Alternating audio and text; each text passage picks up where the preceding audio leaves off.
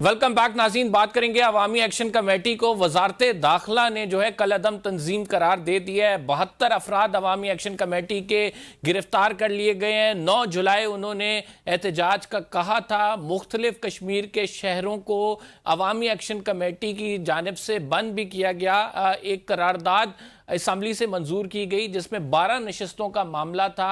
जो मुहाजिरीन की नशस्तें हैं, 35 मुतालबात जो अवामी एक्शन कमेटी की जानिब से रखे गए थे, इनमें से जो 38 थे, इनमें से 3 जो काबिल कबूल नहीं थे, उन पर बात करेंगे। हमें शाह गुलाम कादिर साहब ने ज्वाइन किया है, अपोजिशन लीडर हैं कश्मीर असम्बली के, और साथ मुस्लिम लीग नून से इनका ताल्लुक है। बहुत शुक्रिया शाह साहब हमें प्रोग्राम में ज्वाइन करने के लिए। अवामी एक्शन कमेटी को फाइनली जो है कल अदम करार दे दिया गया है। 72 अफराद उसके जो हैं वो गिरफ्तार कर लिए गए हैं, लेकिन it's quite popular in Kashmir right now. और उसकी वजूहात ये हैं कि चूंकि कश्मीर में ओपोजिशन थी नहीं, ओपोजिशन की जो एक स्पेस थी वो इस अवामी एक्शन कमेटी ने ले ली। तो इसका जिम्मेदार किसको समझा जाए सर? बहुत शुक्रिया आपका। जब 2021 में पीटीआई को मुसल्लत करवाया गया आज़ाद कश्मीर में, तो 2 साल उन्होंने हुकूमत की और 2 साल में 2 वजीर आज़म बने और कारकर्दगी सिफर रही, जिसके नतीजे में ये हुआ कि पीटीआई के अंदर से एक बगावत हुई और चौधरी अनवारुल हक साहब वजीर आज़म बन गए।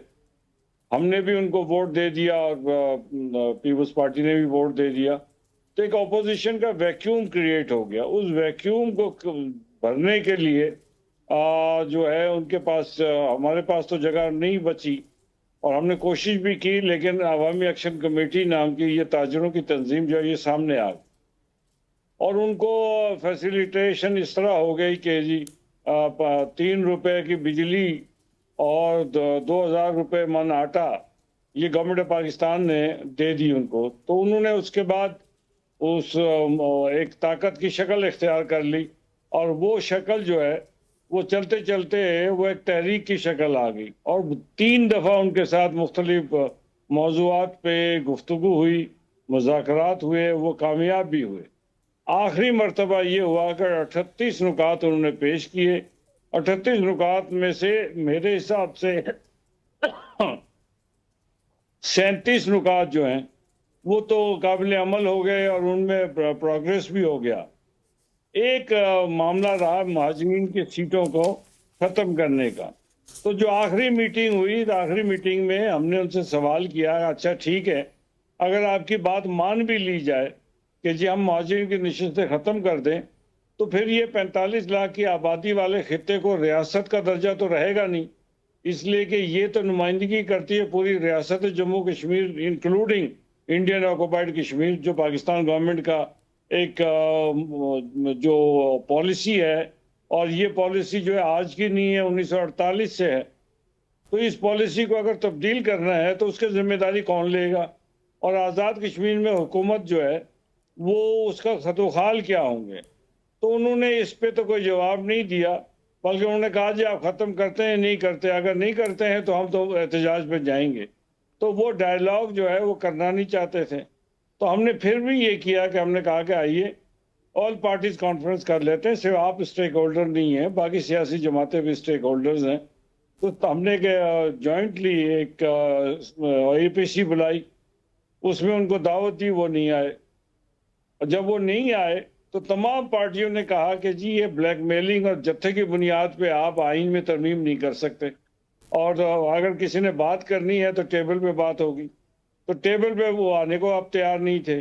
फिर उसका नतीजा ये निकला कि दूसरे दिन असेंबली में भी यही करारदाद आ गई और वो तो पास हो गई। असेंबली में बिल्कुल ठीक है। आपने कहा कि 38 में से 37 बात उनके तस्लीम कर लिए गए, लेकिन राइट नाउ अगर जो 38 मुतालबात हैं, इनमें से अगर वो कहते हैं कि आप अपनी कैबिनेट को कम करें, अपनी मरात को कम किया जाए, जो वहां पे लोग मरात ले रहे हैं, क्या वो मुतालबात कम हुए? उनके कहने पे वज़रा की तादाद 20 कर दी गई उनके। तो अब ये 20 वज़रा की तादाद करना नहीं, वो तो देखें, अगर 53 आपकी सीटें हैं जिसमें से 30 अगर खाली वुज़रा होंगे तो फिर ओपोजिशन की तो ऑलरेडी वो सही कहते हैं कि गुंजाइश नहीं रहेगी। और दूसरी इंपॉर्टेंट बात ये है कि मरातों के हवाले से जो उन्होंने मौक़िफ़ इख्तियार किया था, उसमें क्या पेशरफ्त हुई? उन्होंने एक लफ्ज़ इस्तेमाल किया, अशराफिया। तो हमने कहा जी पहले इसकी डेफिनेशन करें, अशराफिया क्या है और अशराफिया जो है वो किसको आप करार देते हैं। ایک ایم ایل اے جو ہے جو پنجاب اسمبلی کا ممبر ہے وہ تو شاید 9 لاکھ روپے تنخواہ لیتا ہے، اور جو آزاد کشمیر اسمبلی کا ممبر ہے وہ 1,50,000 روپے تنخواہ لیتا ہے۔ تو اشرافیہ کہاں سے آیا؟ تو وہ انہوں نے ایک نیریٹو بنایا، اس نیریٹو کو انہوں نے اس کو قائم رکھنے کے لیے کوئی ثبوت نہیں دیے۔ ہم نے پوچھا جی کیا بات ہے کہ اگر سیکٹری آزاد کشمیر میں پیدا ہوا، وہ سیکٹری بن گیا، وہ 20ویں گریڈ میں ہونا چاہیے، پنجاب میں 20ویں گریڈ کا ہے، کے پی کے میں 20ویں گریڈ کا ہے، تو اس کی جتنی تنخواہ ہے آزاد کشمیر میں بھی اتنی تنخواہ ہونی چاہیے۔ اگر کہیں اضافی لیتا ہے تو اس کا نشاندہی کریں، تو اس کو ہم کم کرنے کو تیار ہیں۔ وہ اس طرح پریکٹیکل باتوں پہ نہیں آتے، وہ صرف سیاسی ایک بات کو آگے لے کر چل رہے ہیں۔ آزاد کشمیر میں صرف ان باتوں کو مد نظر ضرور رکھا جانا چاہیے، لیکن ساتھ ساتھ یہ بھی رکھنا چاہیے کہ آزاد کشمیر جو ہے تحریک آزادی کا بیس کیمپ ہے، اور مقبوضہ کشمیر میں جو تحریک چلتی ہے، سیاسی تحریک چلتی ہے، یا وہاں ہم ان کو اخلاقی اور سفارتی حمایت دیتے ہیں، تو اس کی بنیادی وجہ ہے کہ آزاد کشمیر کے تمام سیاسی جماعتیں اس بات پہ متفق ہیں۔ آپ مہاجرین کو ہم کہتے ہیں جی کہ وہ کہتے ہیں کہ ان کو آپ نمائندگی سے ختم کریں۔ ایک طرف بھارت نے 42 لاکھ ہندوؤں کو مقبوضہ کشمیر میں لا کے ڈومیسائل دے دیا، تو ہم نے حل ان کو بتایا۔